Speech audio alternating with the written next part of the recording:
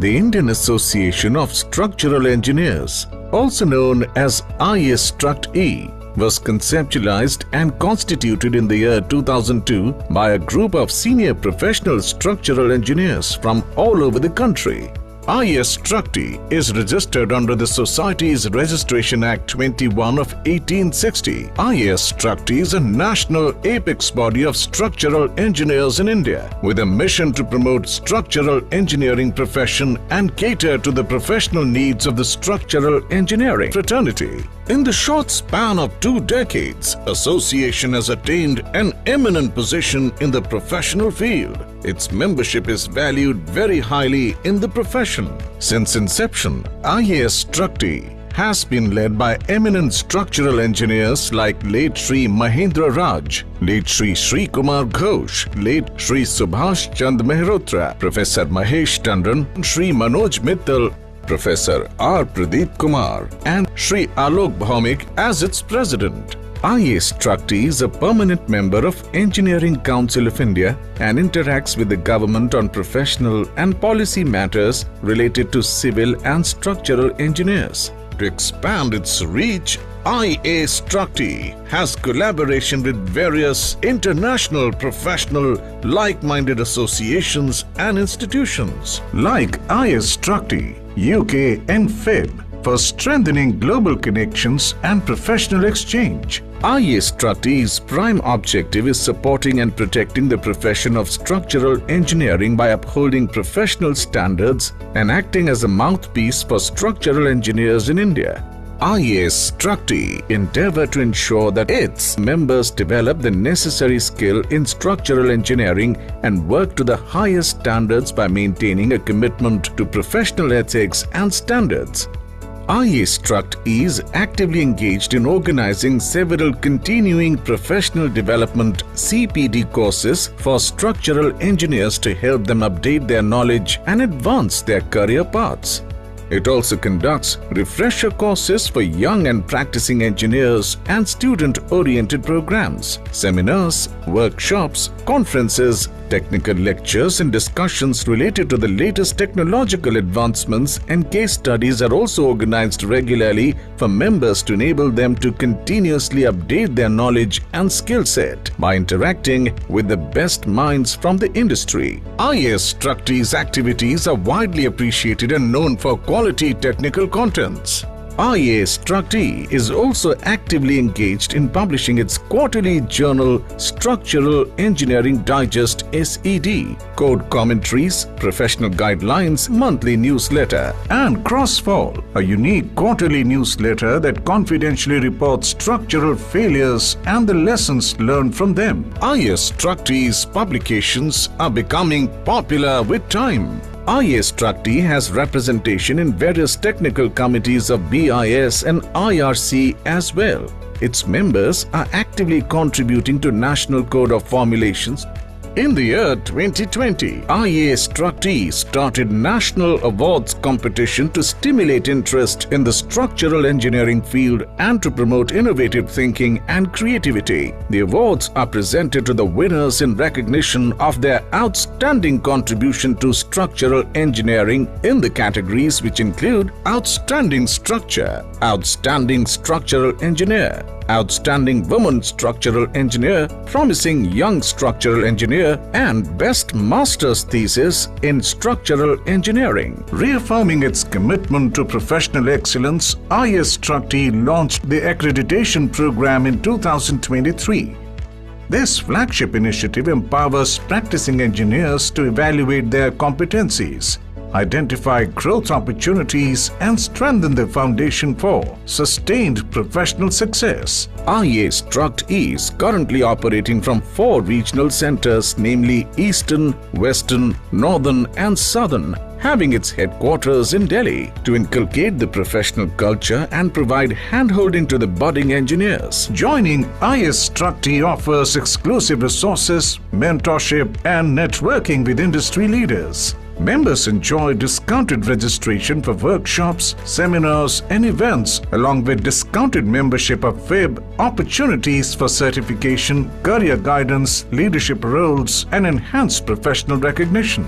IAStructE has its student chapters in several leading engineering institutions as well. Membership of IAStructE is open to all civil and structural engineers engaged in structural engineering profession. Members are elected based on their qualifications and experience in different grades as per eligibility requirements prescribed in the bylaws.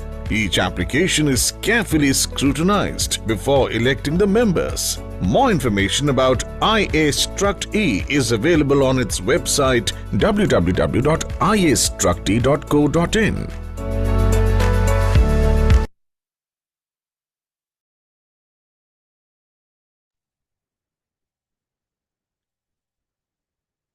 Yeah, good afternoon, all. It's a pleasure for me to welcome all of you to this webinar on technological advancements and cutting-edge practices in mechanically stabilized earth structures. So I would like to thank IAStructE for giving the opportunity, and Sandeep Patiwar, sir, also the main person behind the organizing team.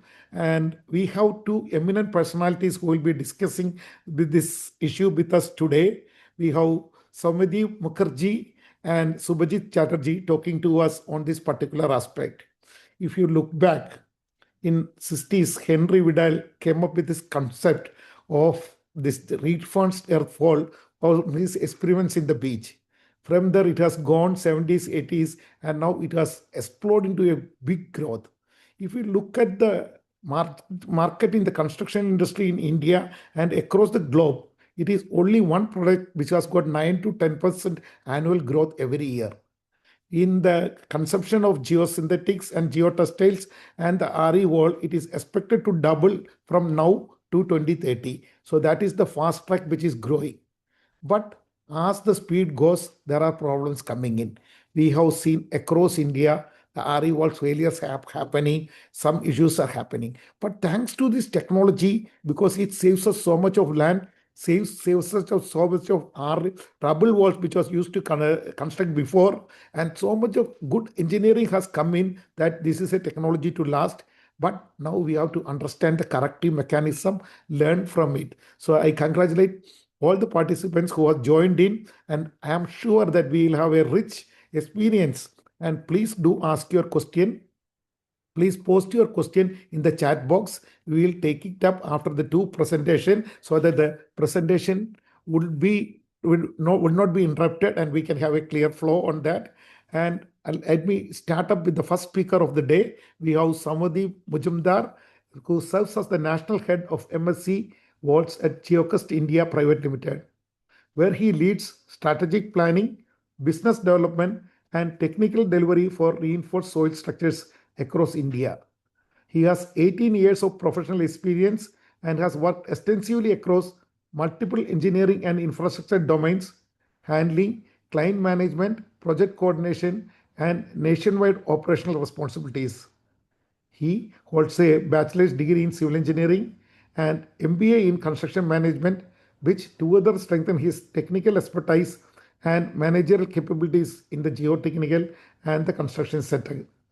Soumyadeep, it is your turn to do the presentation, and so you have 25 to 30 minutes to do the presentation. Then we will move to Subhajit Chatterjee, and then we will open the floor for questions, and we will have an interaction. And as long as the questions are there, we will be there to answer them. Thank you very much, and once again, wish you all the very best for this session. Thank you. Thank you, everyone. I am just going to share my screen. If it is visible, you can just inform me, sir. Is it visible, my screen, sir? Yeah, it's visible. So, first of all, thank you, the Indian Association of Structural Engineering, to give us this kind of platform to discuss about the reinforced earth structure, mechanically stabilized earth structure, and where and how we can use. Myself, Soumyadeep Majumdar, as sir is already described, that I am taking care the all over India reinforced earth structure, MSc wall structures. I'm the segment head, and with me, my colleague, Mr. Subhajit Chatterjee, is there. He is basically looking after the heading the design of all over India. So we are going to discuss about this beautiful webinar, which is organized by Indian Association of Structural Engineering Engineers, and we are very grateful again, sir. Thank you very much. So, before proceeding to the main subject, I just want to highlight what is the webinar highlights. Today, we are here to basically, you all are engineers, you all know very well about the structural engineering, about the reinforced earth wall. We are here to only refresh the technical concept and how it is sustainable, durable, and economical reinforced earth solution. As is already told, till 2010, 2015, it is a very good sustainable solution, very good solution. But after that, it is generalized and all people are doing. So there is some quality issue. We are here to address that issue and how to mitigate that issue. We are going to discuss on that. How we can use the reinforced earth wall in different conditions. Basically, we have to address how we can issue about the drainage system, about the dry and submerged condition walls. Basically, if we are making any kind of walls, we have to look for the toe protections and others. Reinforced earth wall, basically we can use for the breach abutments, and what are the things we need to take care, what are the things we have to follow as per the code and guidelines. Hilly terrain, how we can use this Stenforsa technology in hilly terrain as per the guidelines and codes, and how it can be a sustainable solution. So nothing that is, we need a collaboration of again of geotechnical engineers, hydrology engineers, planners to make this very well proven solution, which is globally proven, globally well known solution. And recent times what happened, we have to overcome on this, and how we can create these things, how we can mitigate those things. This is the main topic of this webinar. Just to introduce our company, we are a part of Vinci Construction, and Vinci Construction is a global leader all over world construction company, and we are the part of it as a Geoquest India. We are basically looking in all over the world. Geoquest, there's a part all over the world. In India, we're operating in India, and we are looking for geotechnical parts. Previously, our name was Terre Army. Recently, from April 2025, all over world, it is now single name Geoquest. Now it is in Geoquest India, and other world in other countries like Geoquest USA, Geoquest France. So recently our name changed to Geoquest, from Terre Army to Geoquest. In India, we are for last 25 years, we have 300 plus employees. We have completed more than 500 projects in India. We have 3 manufacturing units. That means our all product, all solutions is make in India product. Even this is a global factory. We are supplying to Europe and other countries also. And also we have a world record of making reinforced earth structure 103 meter, which is in West Bengal, Darjeeling. And this is there. We have a Limca book of world record for that also.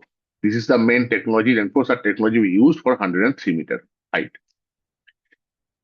Reinforced earth technology is basically our solution that Mr. Henry Whittle, that already sir is described. He is invented this solution on 1963.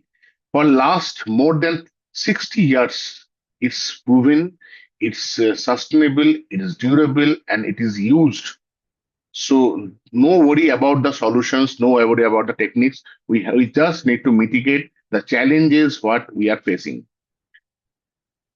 To show these things, show this kind of category, I just want to show you one picture. You can see in left side, this is the first reinforced earth structure, a mechanically stabilized structure in India that was made by Geoquest on 1996.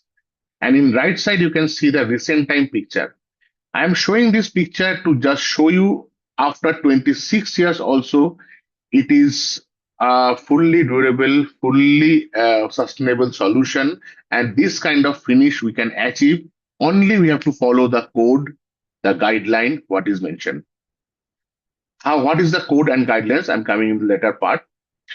Before going to my next slide, I have just question to all of you. You can just scan this scanner and put your answer. I have just this is for to introduction only to all of you. You can just scan and put your answer. When was the first submerged or waterfront reinforced earth wall was constructed? You have 1 minute to do that. You just scan it and put your answer. Choose your answer. After that, we can proceed for the next slide.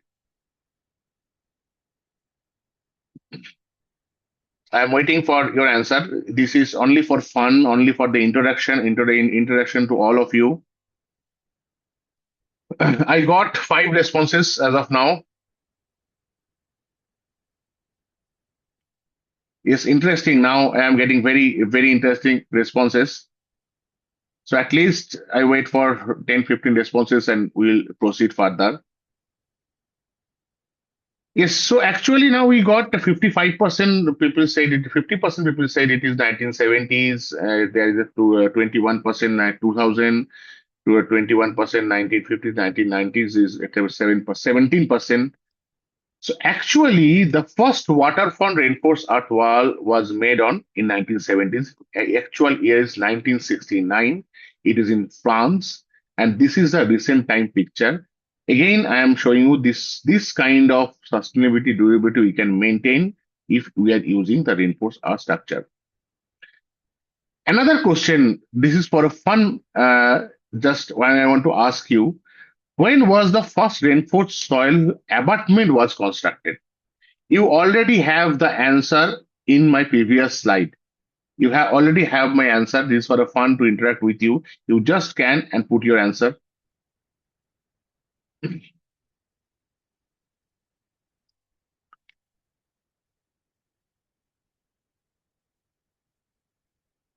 So 83% people says it is in 1970s and 70% people says it is 1980s. All are right. All are their own aspects is okay. And now I am going to that slide, the same picture. This was a reinforced earth abutment also. This is in waterfront condition. We made the reinforced earth abutment, and this was the first reinforced earth abutment that we made in France. So now you know the all aspects of the reinforced earth structure. The what are the key design features we need to follow, like the backfill, like the reinforcement, like the subbase and etc. But as per our understanding, we need to focus recent days what we are neglecting, that is in 3 parts. Number 1 is the connection system. Number 2 is the compressibility. Number 3 is the drainage system. Other than the backfill, the reinforcement, and others that we know, everyone backfill, reinforcement, and everyone we know. But nowadays we need to focus in these 3 parts to make this solution sustainable, durable, as we are doing till 2010, 11, 12. So now first connection part, connection system. Generally, previously people what used, they used a toggle and loop connection system. They put a loop, then toggle a bar, and with that bar have to check in the tension and share, they're checking tension and share.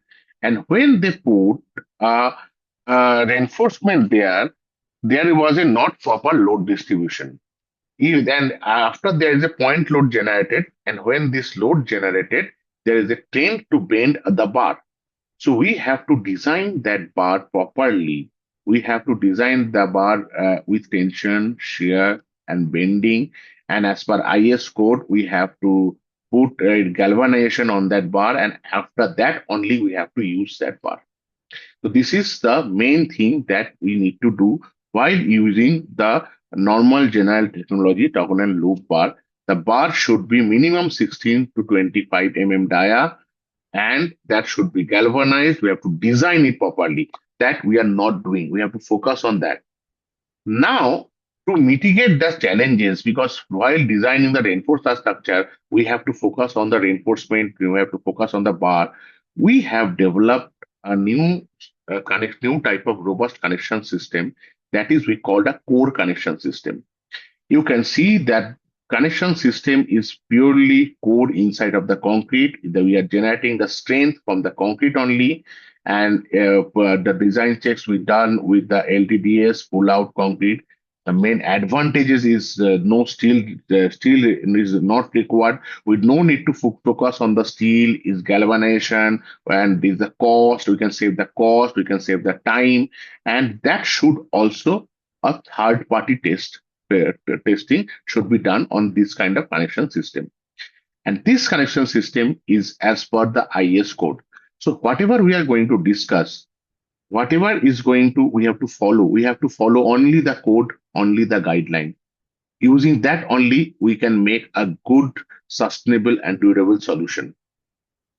Connection system should be tested in third party, like in panel, an actual panel test, not prototype test. That should be tested in group testing at an actual panel. That is testing. I will show you one video. And this testing is very important to get the connection strength. And as per that, you have to use your connection system in reinforced earth wall. This is very critical. Nowadays, people are avoiding this. We have to mandate these things in our any kind of future design. That connection system have to be tested and certified. This is a main important part in the connection system. You can see we are doing on-site practical test on panel with group test. What is the connection is coming.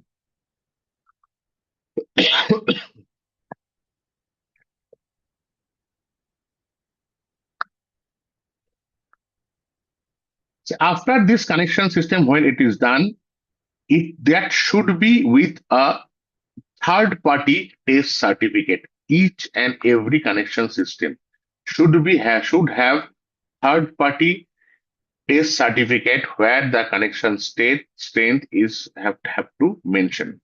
As per this kind of connection system, we have to use for our any kind of design for the reinforced earth wall. So number 1 point was connection system. Number 2 point I'm coming, it's compressibility. What is compressibility? While we are making any kind of wall, we first prepare the base, then prepare the leveling pad, then put the panel, and we are doing the backfill and going from bottom to up. So while making, there is a huge kind of settlement happen. Why? You can see the blue is a concrete, blue is a soil, and yellow is a concrete. The flexibility, the settlement is more in concrete, more in soil than the concrete. So what happened is that while the flexibility is more, the soil is tend to settle. So while it is settled, there is a huge tension generated in the connection system. So number 1, we have to take care that connection system is adequate to take that strength, to take that load and others. And number 2, as per IS code, we have to give some cushion in the concrete also. Generally, people use a 20 mm EPDM pad in all over the structure. But we need to use different kind of pad for different kind of height of the structure. Up to 12-meter height, we have to use 3 kind of pads like 20 mm, 25 mm, and also 30 mm. But again, note it is up to 12 meter. As per code, it is mentioned that if it is more than a 12 meter or 15 meter, you have to give maximum 100 mm of cushion for the concrete. If we are not following this, that's why this concrete to concrete touch, and then there's a corner crack, concrete to concrete crack, bulging, this thing happened. So up to 12 meter, we have to use different kind of EPDM pads to mitigate that issue. If it is more than 12 meter, then code is mentioned, IS code and PS code, that we have to use a compressible panel for that. Compressible panel to manage the reinforced field settlement and compression. This is not the foundation settlement. This is a reinforced field settlement. To mitigate that things, we have to give a cushion of 100 mm. And to prevent the stress in the connection system and facing the reinforcement. For that only, this is the mandatory as per code. It is mentioned in clause number 10.1 and BS 8006. We have to use the compressible panel. I just show you a picture of compressible panel. You can see here we have used the compressible panel. We have used to give the compressibility up to 100 on that both two panels to achieve the things and doing as per the code. This is the 26-meter height wall we made. You can see we use the compressible panel, and this kind of finish we achieve without any bulging, without any cracking, as we are using the compressible panel, as we are following the code and guidelines. Again, we have to use the code and guidelines to follow those things. After compressible panel, the next important, and I think as per me, the most important thing is the drainage system. Drainage system not only in the dry condition, this is very, very important in the submerged and waterfront condition. This is a cross section of a drawing. Now we all know that main component of reinforced earth wall is fascia, is soil reinforcement, backfill, the selected backfill. But people are not focusing on the drainage system and the flow protection. And in submerged condition, it's required a specific design for the rapid drawdown effect. To mitigate this kind of rapid drawdown effect, we have to use geotextile behind the panel and free drainaging layer in the backfill, not only the back of the wall. We have to use a drainage layer in the back side and the bottom side of the wall also. The U shape, we can U shape the drainage, chimney kind of drain we have to use to mitigate this kind of issue, mitigate this kind of drainage system. And we have to also use cowl protection to protect the toe. I'm coming to the next part, that's cowl protection, how we can do. And it is mentioned, again, it is mentioned on IS code on clause number 37. And as per that, we just need to follow the code and guideline. All things are mentioned. If we follow these, definitely we will overcome this kind of challenges. The technology is not bad. The technology is not things. People are using it not as per the not following the guidelines and code. That's why there's a failure. There is a bulging. This thing happen. As a Geoquest, we are working for last 25 years. Our no solutions, no projects, we are facing any kind of issue because we are following all these techniques, all these things. So basically for this drainage layer, what people do in conventional drainage system, they put a drainage system in backside of geocomposite drain on the backside of the wall, and they have to put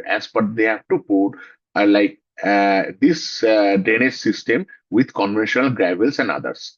But it is more costly and others. People try to avoid these things for the backside and low side. So also we have developed a new drainage system that we can use, because we cannot use the geocomposite drain in bottom and backside because of the load coming from the backfill. It is a train to punch, train to damage the geocomposite drain, and if it is damaged, it is effect on the structure. So they have to use a gravels, the general drainage system, and which become a costly, which become availability is very issue. So what happened? We developed a new kind of geocomposite drainage system. We called it drain tube with PVC pipe. And this is a picture that we can use on bottom and backside of the slope also. It can take a huge load. It can take a full backfill load. That is called a multilinear geocomposite with perforated mini pipes. You can see the picture. This kind of geocomposite drain is factory made, tested, certified. We can use it very easily. It is available, cost effective, and it can give a very good drainage system. And we have to follow this kind of drainage system. We have to design with the proper drainage system. I just give one or two examples. This is the first reinforced earth structure in 2005 in India. And you can see the left side picture. While the construction, there was a flood. Till after that, in this picture, you can see the wall is fully stable, durable, sustainable. Nothing happened that we made on 2005. And first waterfront reinforced earth structure in India that we made on 2005. Recently, we made a very interesting project in Maharashtra. This is a NHI MOT project where the wall height is around 17 meter and up to 14 meter there is a submerged condition. And we use the toe protection, the drainage things, everything that is constructed. This is a recent time picture where 3 meter, 3 to 4 meter is underwater in this structure. So this kind of technology we make, again, the reinforced earth wall is a sustainable, durable solution.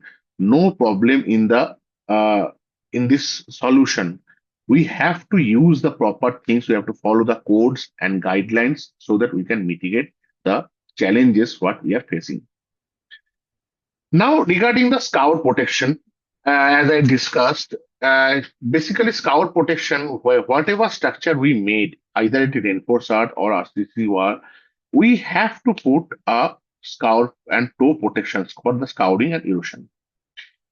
Normally, people use different kind of solution, which is Gabion, riprap, soil bag, and we have a mixed experience on this kind of solution because of many reasons, because of the non-monolithic structure, not properly designed, not quality maintained. We have a mixed experience on that.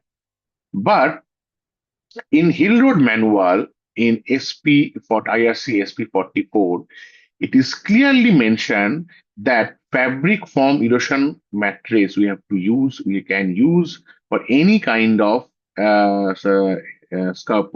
protection from the scouring and erosion.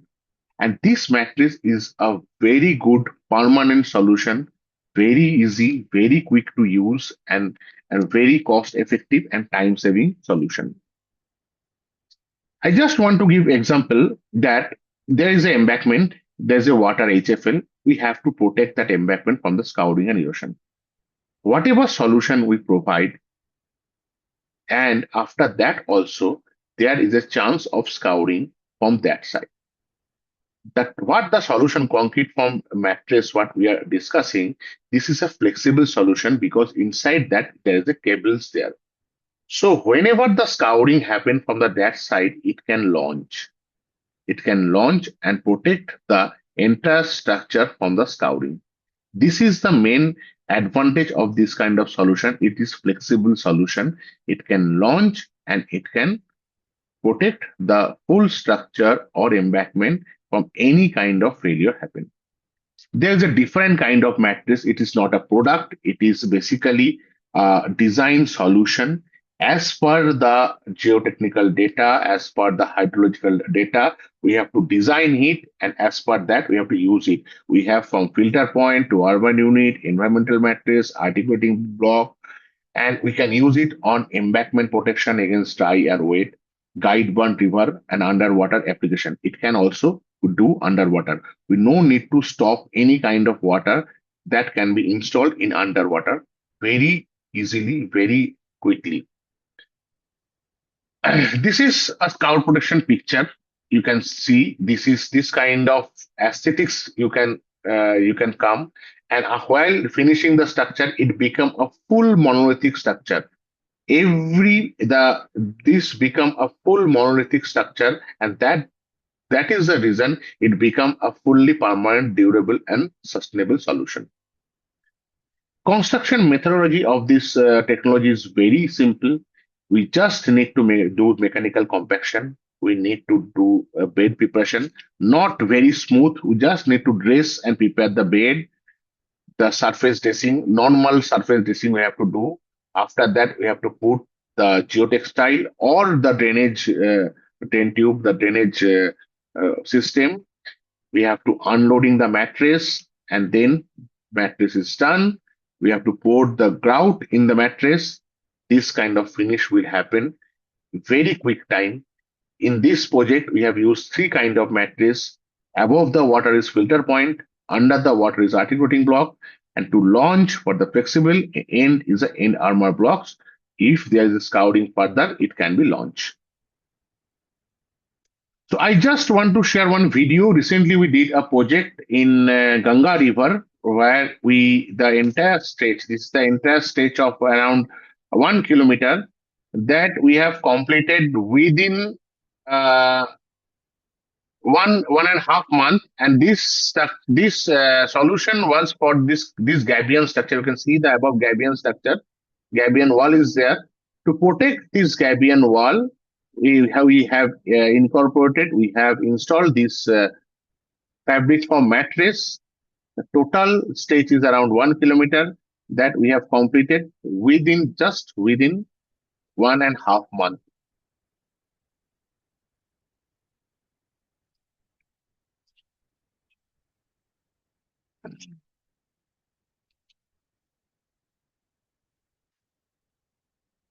So the key advantages, what we discussed, what are the key advantages? First, in reinforced earth wall, the main advantages is the aesthetics. Either it is reinforced earth wall or the fabric foam mattress. Is a wide kind of facing range of facing we can use. The aesthetics is very good. Mainly the construction and installation time saving. This is a huge time saving. No cast in situ work, or you are much faster because it's a precast work. And also, there's a limited carbon footprint. We have a comparison and we know there's around 94.5% of carbon saving using reinforced earth wall than a RCC retaining wall, which is helping our environment and which is that's why globally it is adopted, globally it is used, successfully adopted, successfully used. But in India, we are not following those parts. What we are discussed. We have to follow the codes and guidelines and we can achieve. Also, not the environmental. This is around more than 50% cheaper, 50% economical comparing the RCC structure.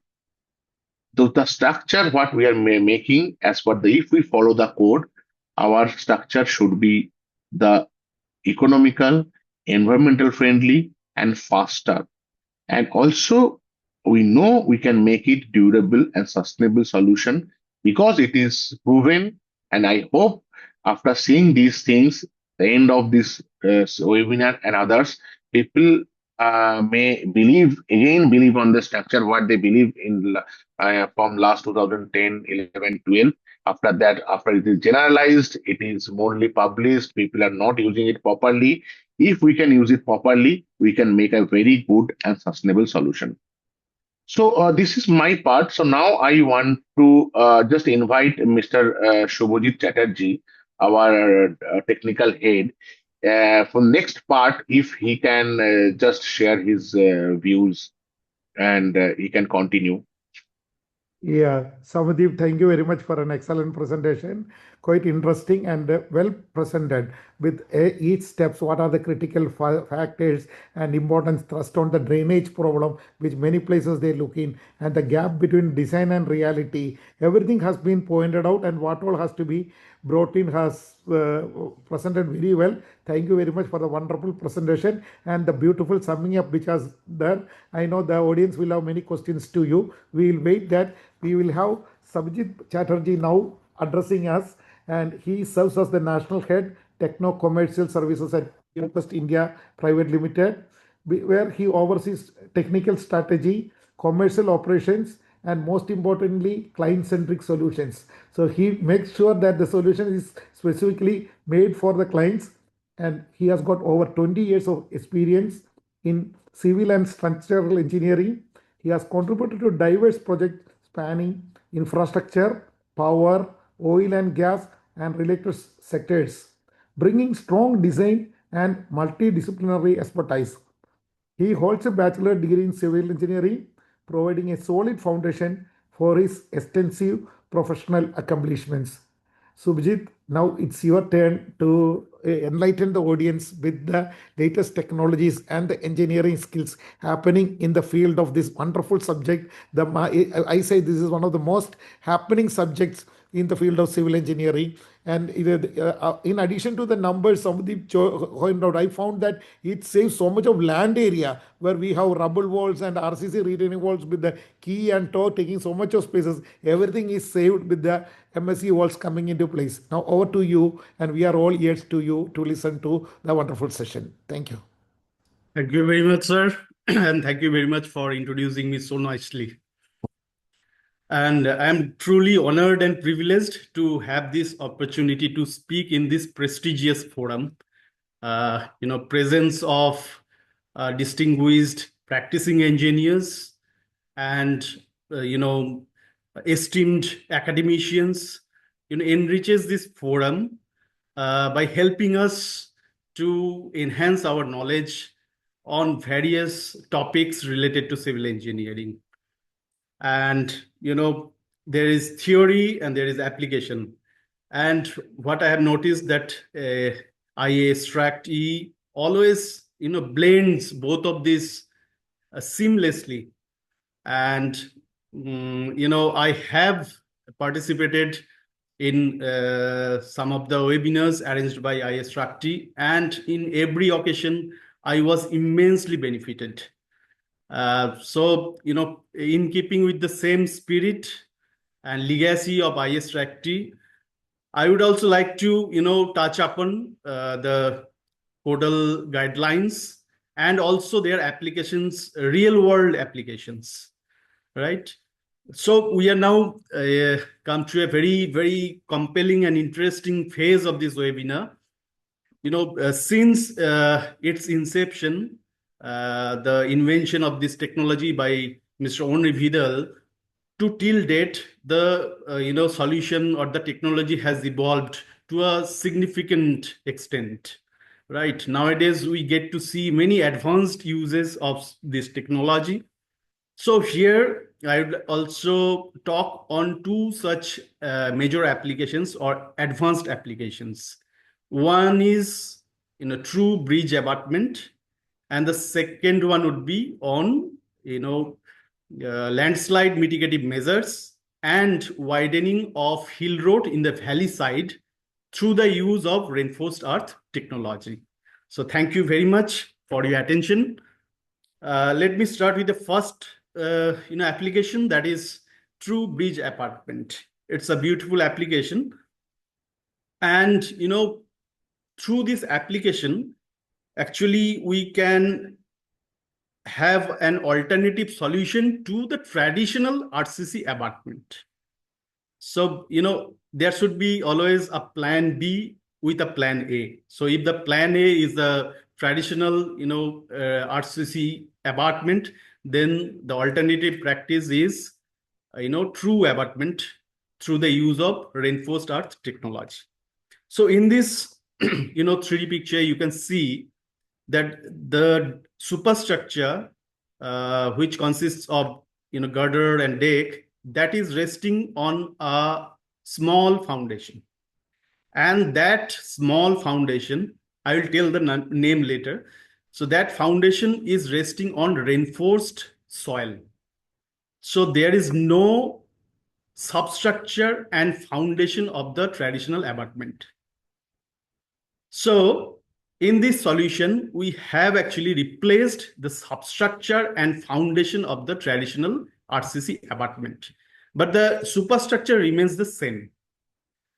So here what we do, we make one RCC seating beam. It is called seating beam, and over which the girder rests. So the load of the superstructure gets transmitted to the seating beam. Then the load gets transferred to the reinforced soil. So that means, this reinforced soil is taking excessive load. Apart from the earth pressure or the dead load of the earth or the reinforced field, it is also taking the load coming from the superstructure of the bridge. So all the guidelines are available in IS 18591. I have taken two snaps from this same code. First is regarding true bridge abutment. It is available in section 6 of IS 18591. So as I said, look here, the girder is resting on the beam seat or sitting beam. And the sitting beam is resting directly on the reinforced soil. So the load gets transferred to the reinforced soil. And another application could be this false abutment. Here, girder is resting on the pile cap, and there is a group of pile inside the reinforced soil, and the pile is taking the load of the superstructure through pile cap to pile, then to the original ground. That means no load from superstructure of the bridge gets transmitted to the reinforced soil. So that is the difference between true bridge abutment and false abutment. Generally, we have seen that this true bridge abutment is more economic, because here we are avoiding the piles, which is a very costly affair, right? So in this true abutment, all load would be transmitted to the reinforced soil. So the design should be done accordingly. So as I said, if you look at this picture, so these are the horizontal loads and vertical loads coming from the superstructure of the bridge, right? FV, FH. And from this load is getting transferred. Code has already specified that the dispersion would be in 2 vertical and 1 horizontal in this angle. Thirdly, the traffic load from the superstructure, that will also be transmitted in the same fashion. And fourthly, there would be seismic load. So what's the difference between normal, RUL or reinforced soil structure and this reinforced soil true abutment? These are the loads which is making the difference. That means in this structure, apart from earth pressure and seismic load, additional load from the superstructure of the bridge is coming onto it, right? So this is one beautiful application. We have applied the same technology. See, this is one underpass. It was built in 2013. That means 12 years back, we have utilized this technology. It is a VUP at the entrance of this Mumbai International Airport. You can see here, there is no substructure or foundation of the abutment. So everything has been replaced by RE wall. So this wall has a closing.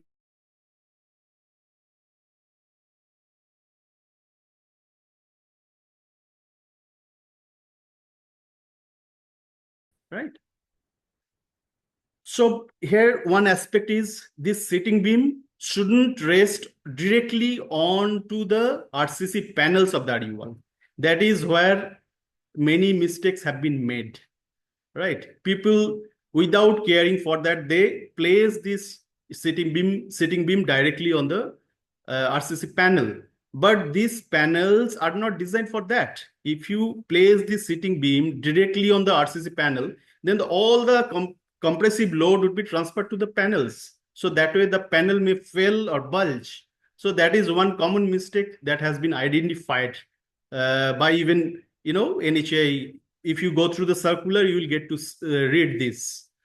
So that precaution should be, remembered. So similar technology have been used in this Bastora underpass, Goa. Here the span was around 30 meters. And it was a bridge and deck kind of superstructure. And the girder is resting directly on the sitting beam. You can see here. And the entire abutment is replaced by reinforced soil true abutment.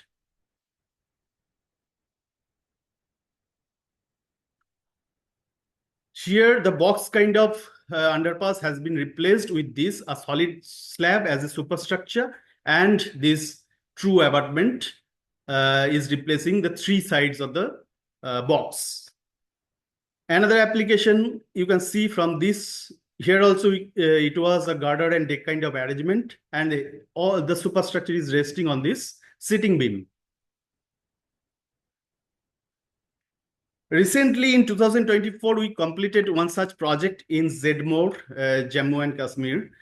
It was a steel girder bridge. And, if you heard about this Zedmore tunnel, it is the entry of this tunnel. A tunnel is somewhere here. Just after crossing this nala, you have to enter the tunnel.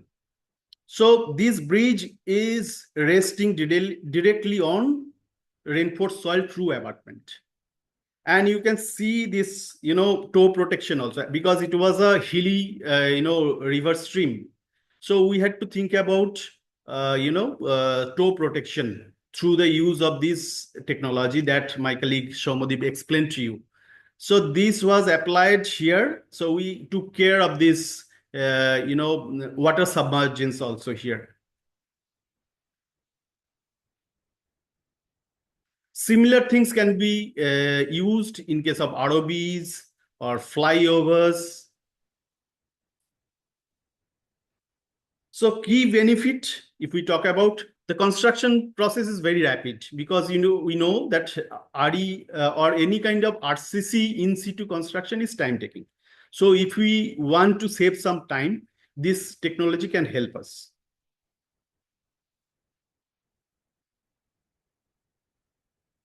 Second point is cost-effective solution. So I'm giving just one rough idea about the cost saving. We did one, calculation for a 12 meter and 5.5 meter clear height, box kind of structure with this true abutment technology.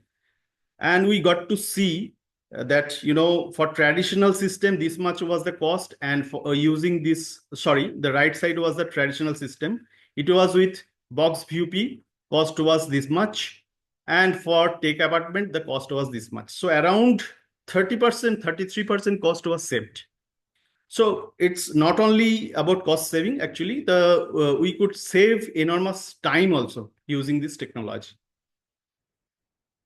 And thirdly, if we talk about carbon emission, because, we must start thinking about this. Maybe 10 years back, it was not so relevant to us. Nobody, cared about the environment impact. But now, as we are suffering, especially, I don't know how many of you are sitting in Delhi, we are getting to see the AQI value, that is, even crossing 500. So it is really injurious to us. So we must start thinking about our environment. So through the use of this technology, we can reduce the carbon footprint to a significant extent. Around 95% of carbon footprint can be reduced through the use of this technology. Well, before I go to the next topic, that is, landslide mitigation, let me tell you about some critical points that should be followed during the construction of this true abutment. We have to follow the guidelines given in IS 18591 line by line, because the code has given very clear guidelines. It has specified the criteria for the reinforced fill soil. It plays a very vital role. Of course, it plays a vital role for reinforced earth, normal reinforced earth wall. But in case of, this true abutment structure, the criteria is more stringent. So what should be the fineness, allowable fineness content, whether, clay is at all allowed or not. It is actually not allowed. No clay particle is allowed. So this kind of specification is clearly mentioned. So if we want to adopt this technology, we have to have very good knowledge about the specifications that is written in the code. So we have to follow that. Then only we can provide or construct a very sustainable true abutment, because it is sensitive to earth. We have to understand this. So we have to be very much vigilant about the parameters of soil, what we are going to use, the foundation condition over which we are going to construct this. Even for normal RCC bridge structures, we think so much about the condition of the foundation.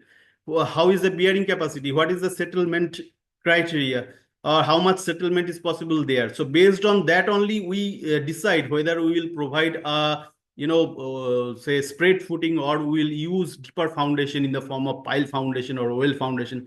So this RE wall or this true abutment through the use of reinforced soil structure is also not an exception. Ground condition must be checked prior to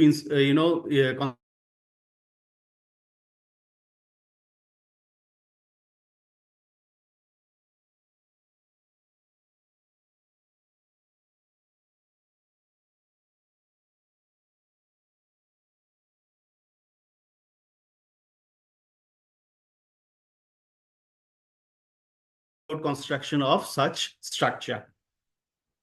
Now let's come to the next beautiful application or real world application of this reinforced soil structure in the form of geotrail and TerraLink.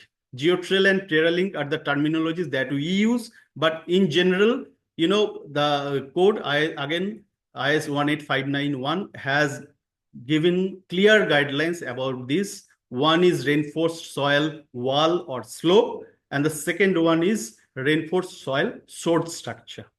So let's start with the first one, geotrail.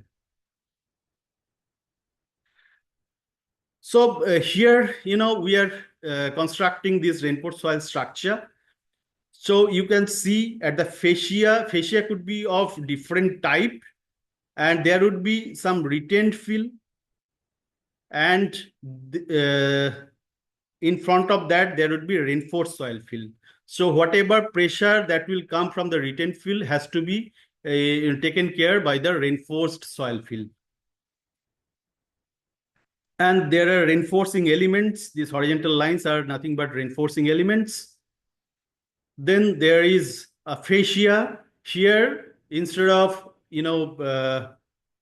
concrete panels, we prefer this welded wire mesh fascia, which should be galvanized, especially for hilly terrain, because in hilly terrain, handling of panels is really difficult. So we have to think about some more compatible, more mobile and lightweight, solution. So this fascia comes in the form of panels having dimensions around 3 meter by 1.65 meter, and it could be easily handled manually. So no machineries would be required for this. So that by that way we can avoid the problems that is there in hilly terrains.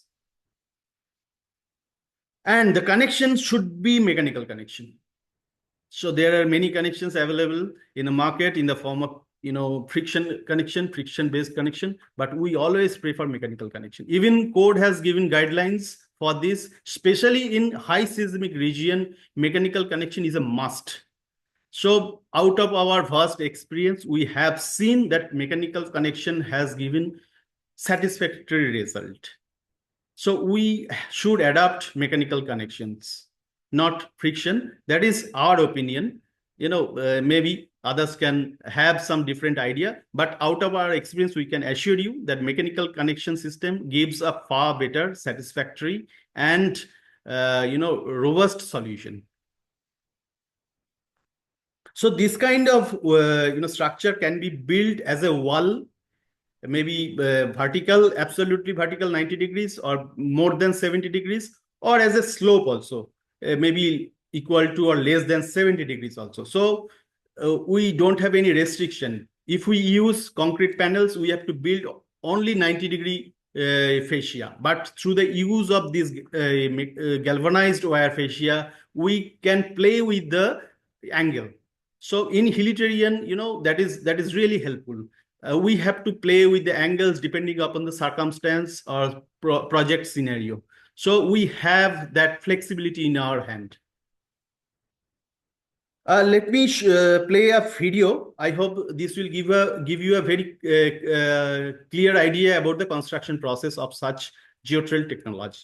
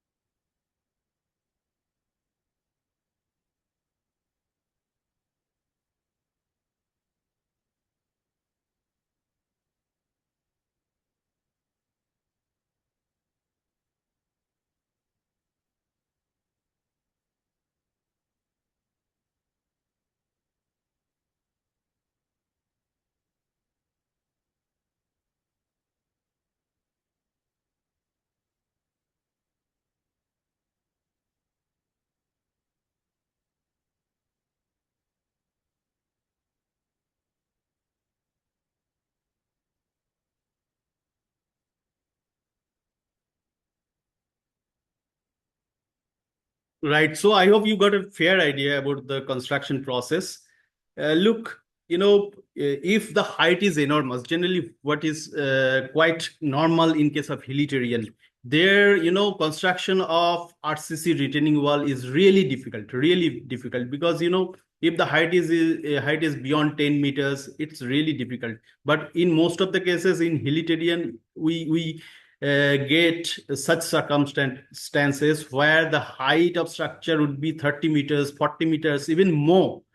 So in such cases, construction of RCC retaining wall is may not be possible practically. So here we can collaborate, with this technology, right? We can solve the issues. And also, if we talk about global stability, while we use this technology, we always check the global stability, slip circle failure. So that way, we always provide a holistic solution while we design as well as when it is to be applied at site. We have to always think about all probabilities of failure that may occur because we are building this kind of structure not for a short period. We have to think about for the entire lifespan of the structure. So all kind of possibilities have to be cross-checked. We have to be very much sure of, then only we can think of using such, critical structures, because these are very advanced structures. Since inception of this technology, now we have started using many advanced applications. So that's why you have to be very much sure of from design perspective before it is applied to the site. So experience will matter here because it's not only about design of a structure, it's mostly about the behavior of the structure. So now I am going to the second application. See, in case of generally reinforced soil wall, as you know, generally it's the minimum rule given in the codal guidelines that whatever is the height of the structure, the strap length should not be lesser than 0.7 h, means 70% of the height. But in hilly terrain, in most of the cases, we may not get that much of base. So there would be always insufficiency in the base width. So how to deal with that? Then comes this beautiful concept, which is generally named as shored soil structure. So here, as I said, there is paucity of land width. So what is to be done first? At the back side, the ground is to be stabilized through soil nailing. Then there would be some back mesh, which can give temporary protection to the slope during construction. Then we have to start building this from bottom, and all the soil reinforcement would be linked to the nail head. So that way load would be ultimately all the tensions which are coming on this soil reinforcements or straps would be transmitted to the soil nails. That is the technology in a very brief, but it's a very elaborative subject. All guidelines have been given in the code, so we have to follow the code. Repeatedly we are saying that we have to follow the code line by line. So this is called either hybrid structure or sword structure. And this soil nail is extra to what I had shown for the normal geotrail or normal reinforced soil structure. So nail part is the additional thing which is coming in case of sword structure. So this is again, this page is taken from IRC SP48 Hill Road Manual. There also you can see it is mentioned that shored hybrid reinforced soil structure can be used for such applications. And you can see the photographs also. And in section 7 of the same code, you will get to see this type of cross sections through which elaborative explanation has been given, design criteria has been specified there. So this is the land, the land width is very narrow, so minimum land width has to be cut. Then we have to cut this slope and we have to stabilize it. Then we have to build this structure in front of it, right?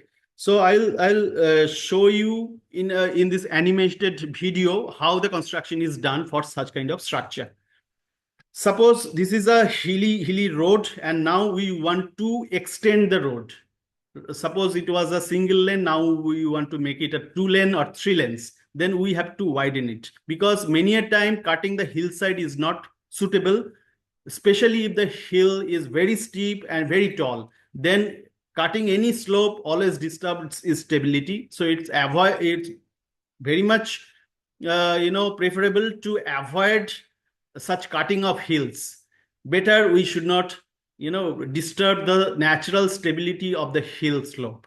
So better, it would be always better if we have the technology with us which can help us to widen the road on the valley side, right? So with this road structure technology we can do so.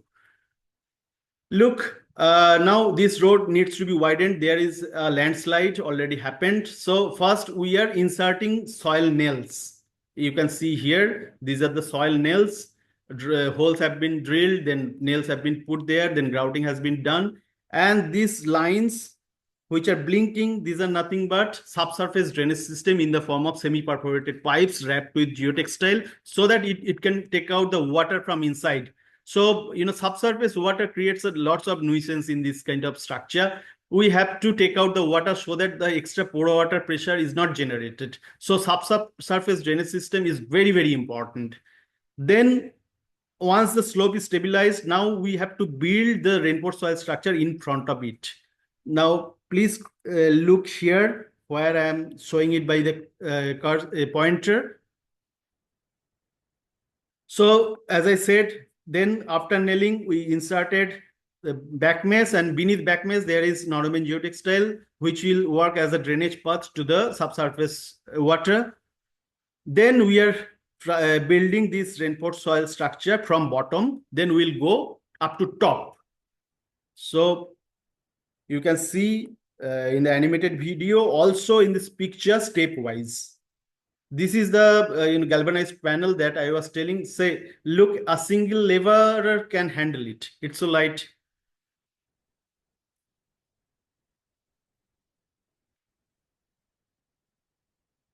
Now this soil has to be compacted well. 95% proctor density should be achieved, and it should be compacted in every 200 meter of layer thickness. These things are very vital. This should not be avoided during construction. Look, now we have been able to widen the road, and this is the final structure. There would be boulders inside this fascia, so it will give a stony kind of look that would be even aesthetically very appealing. Same technology, whatever I discussed in the form of geotrail or sword structure, all these have been applied into one of our projects, which is the tallest reinforced soil structure in the world. Not only in India, it is the tallest in the world. And my colleague already told that this structure is already there in the Limca Book of Records. So height of the structure is 102.8, means almost 103 meters. And you won't believe me, at the base we got only 5 meters of land width, around 5 meters. So with such limited conditions, we are able to construct this structure. So at the left side, you can see the view of when the major landslide, massive landslide took place, cutting off the entire NH55. And also there was a toy train line beside it. So everything was cut off. Then by the use of this technology, we are able to build this structure and reconnect those roads and railway lines. I'll show you a beautiful video on this also.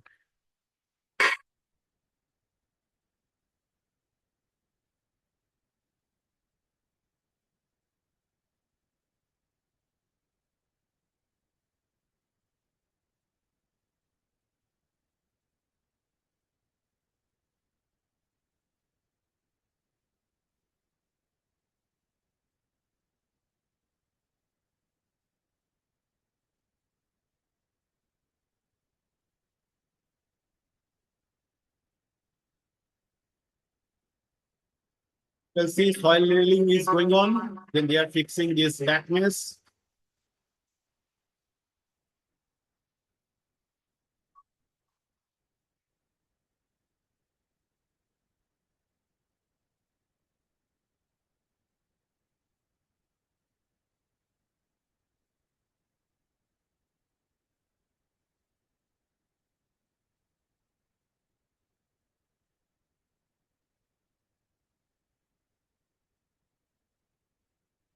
These stressing cable anchors were also used.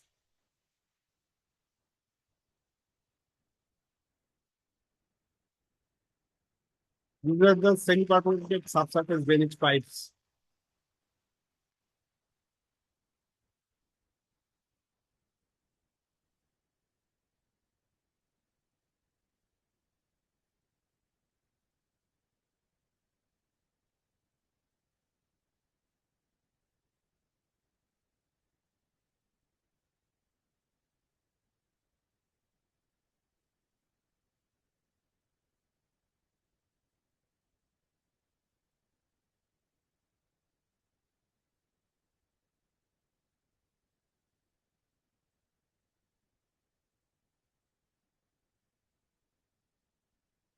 There are three such landslides named as S1, S2, and S3. And S2 was the tallest.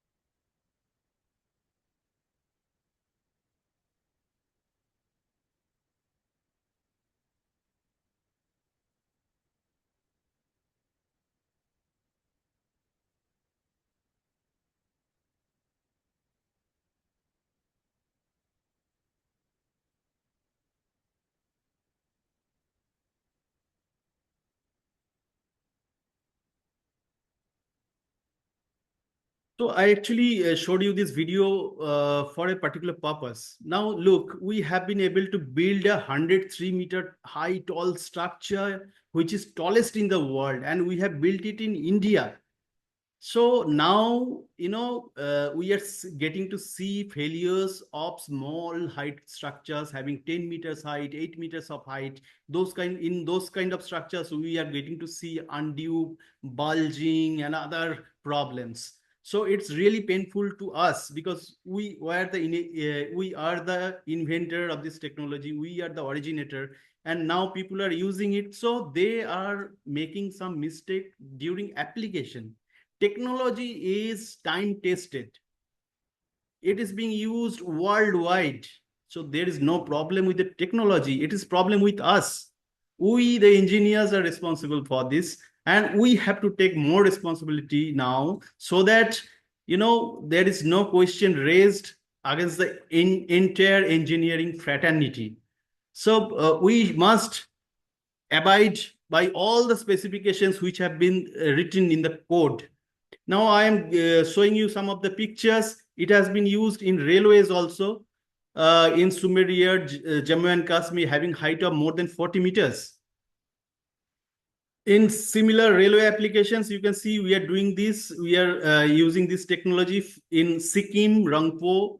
We are developing 3 station yards using the same technology, and height is even 50 meters, 40 meters like those. Not only we are limited within, say, highways or railways, we are also working in mining sector. Here we are working on a, the iron ore beneficiation plant in Odisha, Sakasai. There the height, we are developing this land actually. It's in hilly terrain. We are developing this land, and height of the structure is sometimes more than 40 meters. So we must gain confidence on the technology, seeing the usage of this. Only thing is we have to be very much careful when we are applying this at field. We must have sufficient experience. We must follow proper construction methodology, and construction methodology should be prepared by the design people who are working at office. So they have to think about the application point of view also, because at site may not be experts are present. So their construction methodology has to be very much sound so that no mistake happens while such kind of structures are built at site. Otherwise, some experts should remain present during the construction of such critical and sensitive structures. Even this is being applied in land development for housing projects. This is one project we are doing in Uttarakhand for LDCO housing. See, they're constructing villas at different elevations by cutting the hills. So we are stabilizing the entire hill and also developing or reclaiming some land so that they get sufficient land width for villa construction. Same technology which I explained you just now.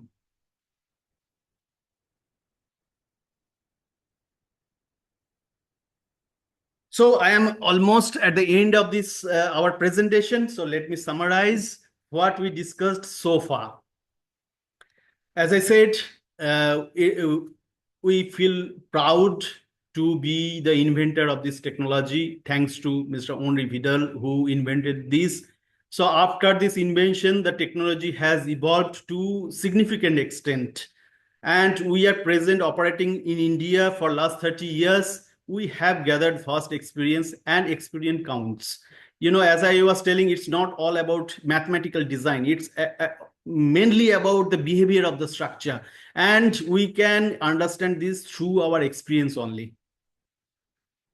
Then we also discussed about different application of this reinforced earth technology. My colleague explained how can we make the traditional system robust, normal RUL, how can we make it robust. Then I also showcased some of the critical applications. So that proves that there is no problem with the technology. It is time tested and proven not only in India, worldwide. And construction process is really fast. Then we say that what we do in our company, we provide detailed engineering service. Right from feasibility stage to detail engineering, we always remain involved. Then during construction, we provide full-time construction assistance, which is really important for building such kind of structures, because at site people may not be so expert, because it's a very, very specialized field. That's why we don't leave it onto the contractors only. Our technical experts remain present during the entire tenure of the construction. Then I showcased you some of the critical projects and the benefits. It was more economic, and significant time could be saved through the use of this technology. Thank you very much for your patience. I hope I could give you some idea within a very short span of time. It's a vast subject, but I hope you at least got some idea about the theory as well as its real world application. Thank you very much. Thank you, Subhajit, for that wonderful presentation. It was really motivational to see, and the different cases, including the tallest structure in the world on the based on the GeoEarth MSC walls construction in the world happening in India. It's a proud moment for all of us, even though we have heard it and known about it before, but to seeing and how it was implemented was really a great experience. And thank you for summarizing it also quite well. Now there is a lot of questions which has been posted in the question and answer session as well as in the chat box. I thank many because many of the answers were given there, but again the experts are here with us, so I will once again go through the questions, and I think it is time for us to start that. Once again, I congratulate Geoquest for partnering with Indian Association of Structural Engineering, Terra Army, or it goes your root goes to Henry Vidal way back in 1960s, where the technology starts. So that experience and expertise matters has been very strongly communicated, and there are a number of failures happening, and many times we have seen that when we are put into the committee to do the analysis, the person who have done the design have never seen the site. So that is a big thing, and that is where Subhajit was particularly pointing out the importance of trained personnel to go there to the site and help the contractor execute the job. Somebody assumes a bearing capacity, start working, it doesn't work. So we have to make sure that it's a proven technology, but we have to make sure that we are doing a good job out of this. Thank you for the excellent presentations from both of you, Soumyadeep, and I will start reading one by one the comments in the chat box, so one of you can answer that. So first question was by Arif to Subhajit. I have a technical question regarding the detailing of concrete side panels in MSC structures used for bridge abutments. In your experience, is it preferable for the facing panels to be perfectly vertical, or should they be slightly inclined to better accommodate soil reinforcement pressure and long-term deformation? Additionally, how does the panel inclination influence connection performance and overall stability of the MSC system? A very good question. So please, Soumyadeep, over to you. Soumyadeep, I would like to answer this question. Thanks for writing this question. And you have already given a hint in your question. Hint of the answer. Means, preferably it should be 90° after the construction is finished. So finished product should have 90° of angle. Now, for the construction purpose, when the construction is going on, they are doing it from bottom to top, right? So from bottom, they are going towards top by sequential filling and compacting. So during that time, some kind of bulging, if happens to the bottom panel, then it will have the effect to the entire panels. Little bit of rotation at the bottom can create a nuisance when we reach at the top, right? So beyond 90° is not at all desirable. It's a strictly no. Beyond 90°, no. It has to be 90°. So that's why construction experts, from their experience, they start the wall building little bit inward, having little bit of slope inward, maybe 88°, 87°, or 89°, depending upon the total height they have to cover. So while they, from bottom, they go upwards, that angle reduces and then it goes to 90°. So their main aim is to achieve 90°. Maybe at the top, they may be able to reach 89.8°, but it has to be more or less equal to 90°. Exact 90° is the objective, right? Yeah, there is a second part to this question. How does the panel inclination influence connection performance and overall stability of the MSC system? So if it is inclined, what will be the impact? Yeah. Yes, so as my colleague already explained, so there are many issues with the connection system, especially the compressibility, right? So that's why EPDM pads or compression panels are there, right? So if it is designed for 90°, right? If there is inclination, then the settlement behavior will change, which is not expected. So that is why little bit change in the angle, maybe 0.2° angle will not have much effect. But if it is, say, 5° lesser, 85°, you are making it, then it will create a problem. Understood. Thank you. Thank you for the being very clear answer to that.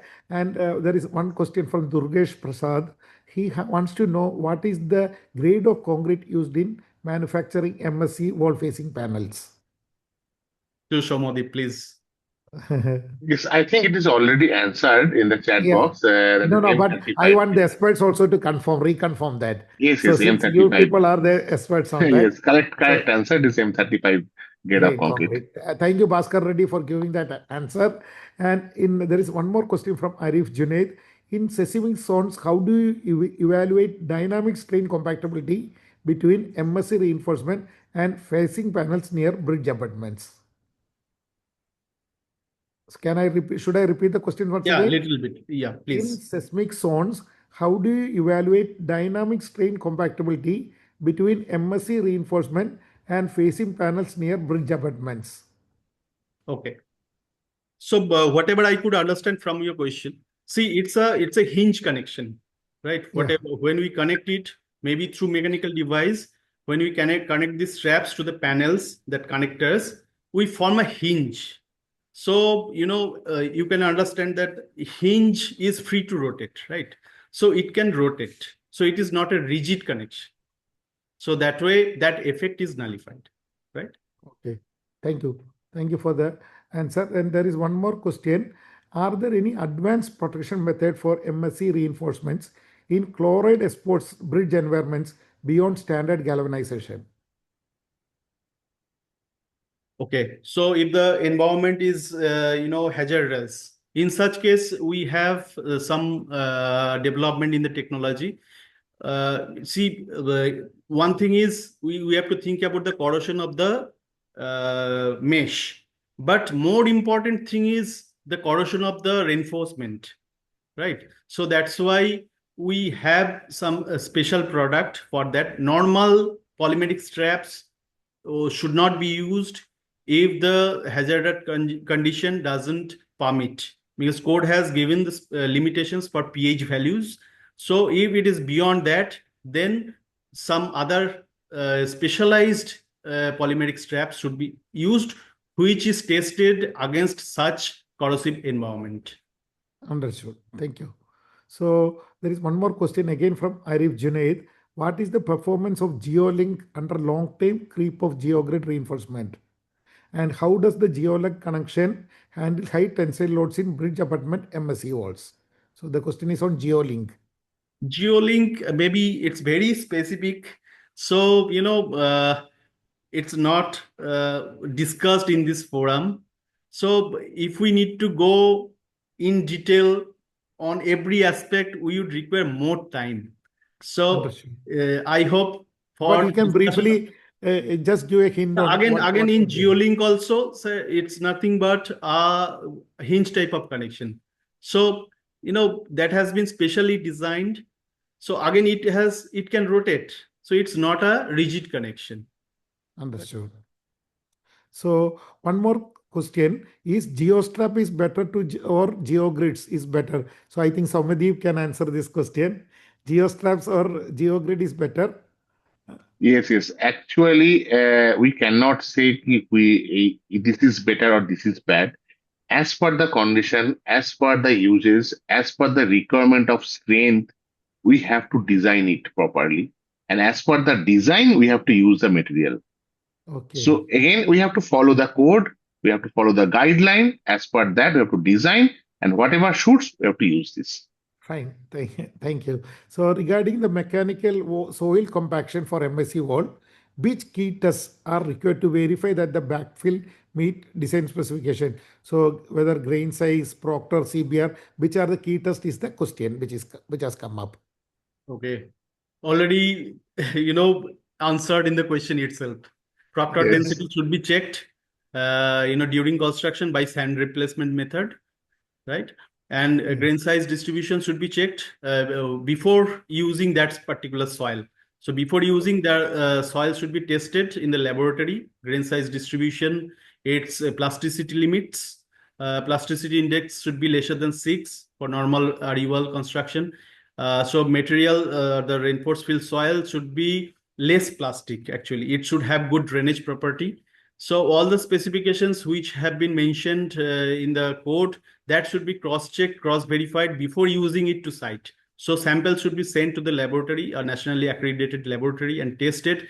All the shear parameters should be checked, the phi values, gamma values, density, everything, fines content, gradation, plasticity, all aspects should be checked. And during construction, Proctor density should be checked. 95% Proctor density should be achieved in each layer, and it should be cross-verified by sand replacement method.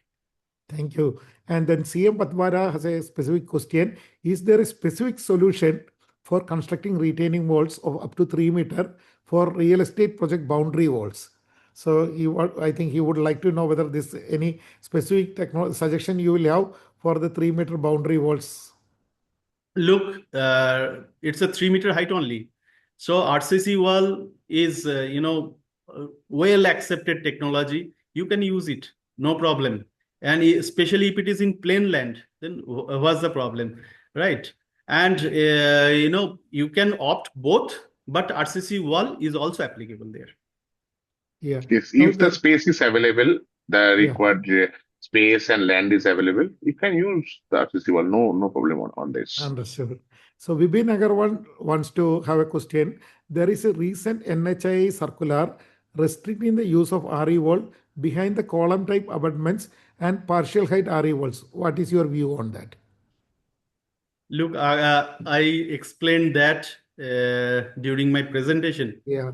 Look, in recent past, some failures has happened, Yeah. and that too happened for small height structures, right? So Yeah. now look, NHI is the owner of such projects. They're doing it nationwide. So as a owner, they have to take some steps, right? Yeah. Because such kind of things are happening, which is really painful to all engineering fraternity. Yeah. So that's why they have taken these kind of steps. But it's should not be fair if we say that all are responsible for this. Right? Understood. Responsibility should be taken by everyone, correct? Yeah. But there are some players who are doing this perfectly. There are certain players who are not following norms. So Understood. problem is arising out of it. It's not about the technology. It's all about the application, how you are constructing it. There are many nuances, and everything has been described well in the code.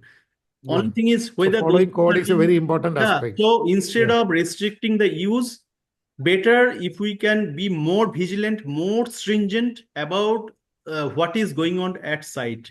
So Understood. proper supervision should be more stringent. That's why I am giving the emphasis on it.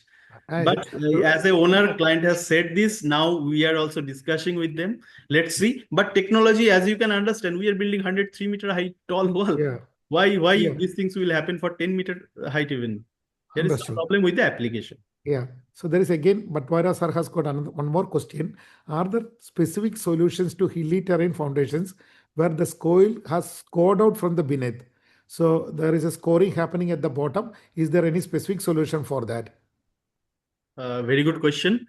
Very pertinent question, which is applicable for hilly terrain. If it is waterfront structure, or even in hilly terrain, we get to see lots of rainfall, right? So erosion is a very common problem. So that is why if erosion has already taken place, we can, mitigate it through the use of different kind of technology, maybe sword wall structure or scour protection methods. So there are many methods by which we can mitigate this issue. That is post-construction step. But my request would be, if we start constructing any structure in hilly terrains, let's adapt the suitable mitigative measures right from the beginning. Right? Otherwise, if something has happened, that can be rebuilt. That technological support is available. Yeah, Subhajit wants to convey that prevention is better than cure. So the Kirtana has a case where she is mentioning nowadays she has also come across a lot of MSC wall failure, and they see longitudinal cracks on pavements.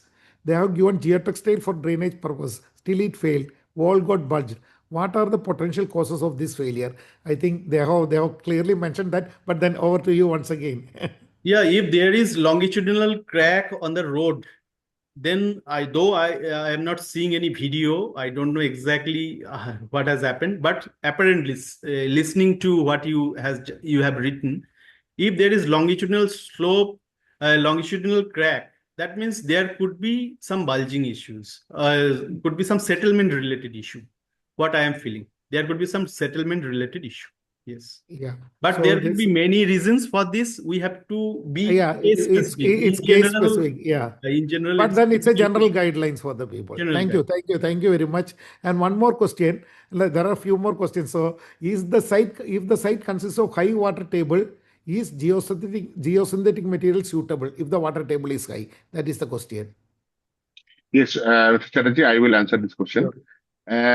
Geosynthetic is fully applicable in any kind of submerged and waterfront condition.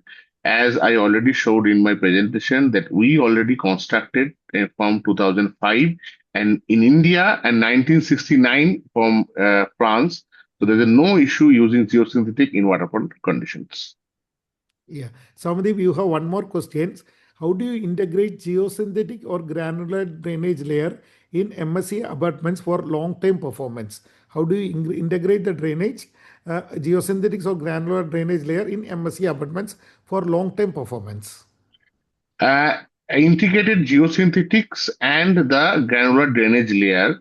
Geosynthetics means, yeah, I think he want to say the geocomposite drain.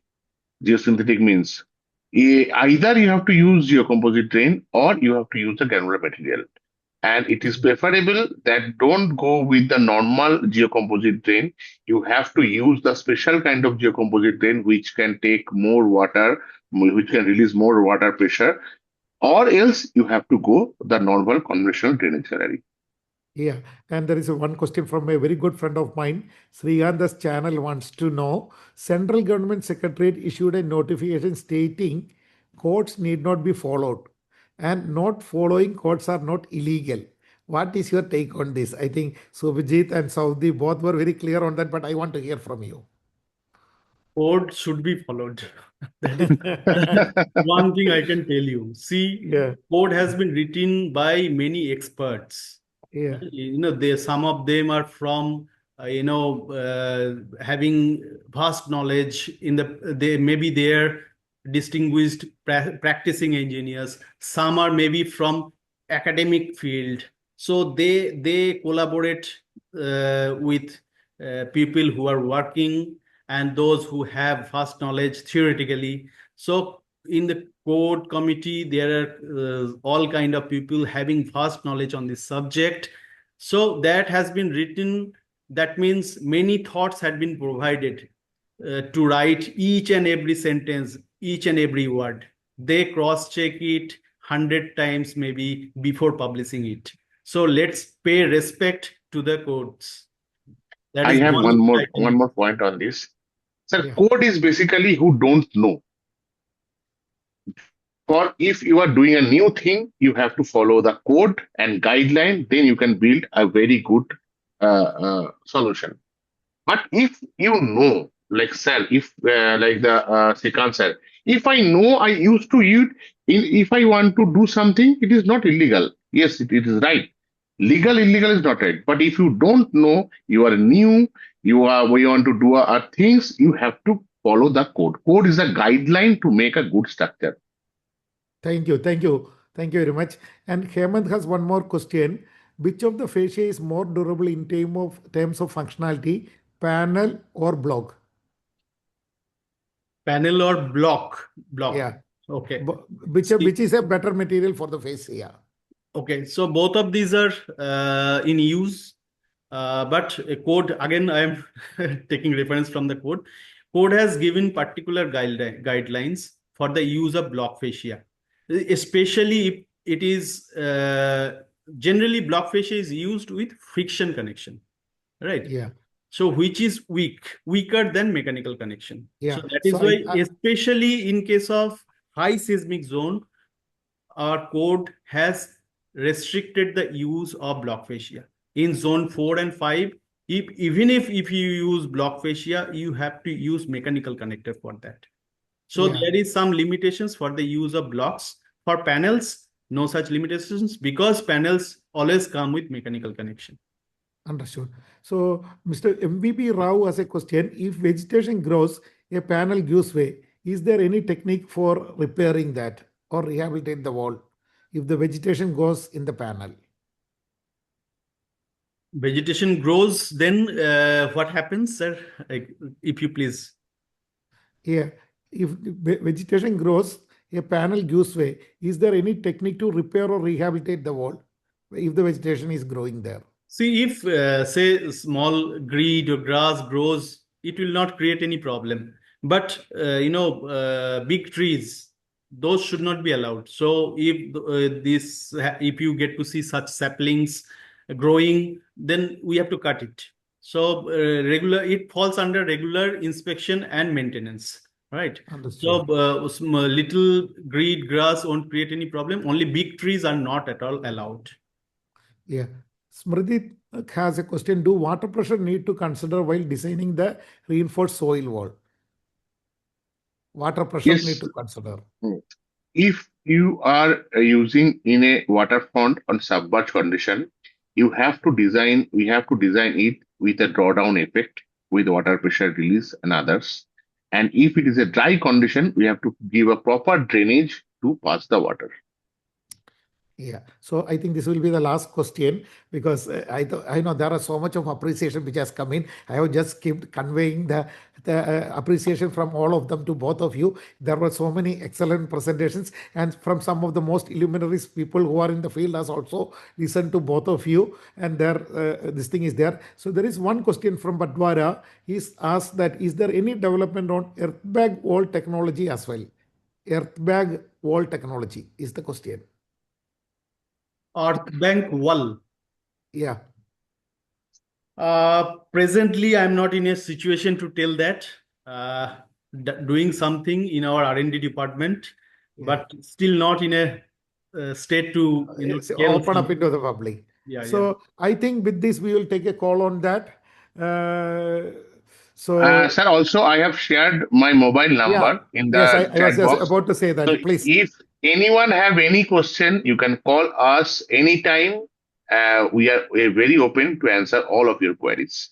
Yeah, it has been a great session, and technological advancement and cutting-edge practices in mechanically stabilized earth structures has been excellently covered. My congratulations and thanks to both of you for doing a fabulous job. And I know everybody was listening to this session with a lot of takeaway. And I always believe that engineering is the knowledge of applying knowledge into practice. So otherwise you are just learning. But if you don't apply, you are not becoming an engineer. So my message to all the people who have attended that, we have seen so much of RE walls coming in and RE walls contributing to growth, and India has to grow in the next 20 to 30 years, and we need much, much more engineering to come in. Please keep working, share the knowledge, and it's one of the beauty of our subject is that, like Carl Tarsagi says, a soil is one which varies horizontally as well as vertically, and we cannot duplicate a success to another place. It might not work successfully, and that's the beauty and that's the challenge of the soil problems, especially RE walls and MSE walls has come a long way. And like if we follow the codes and guidelines, we will have success. Let us be careful about that. And if there is a confusion, don't guess. Please ask. There are very good people who have got adequate technical knowledge across there in the country, and let us make a safe and sound India. Thank you very much for joining this session. And on behalf of Indian Association of Structural Engineers, I thank Geoquest and the entire team, and especially the two heroes of the today for doing a fabulous job and converting their immense knowledge to the audience to carry home. Thank you very much. I think, yeah, Thank you Vikas, to Yes, sir. Thank everyone. you, sir. Thank Thank you to entire over to IAStructE you. team. Yeah, thank you, Dr. Said. Okay, thank you, sir. Thanks for joining us today. Thank you, everyone. Bye.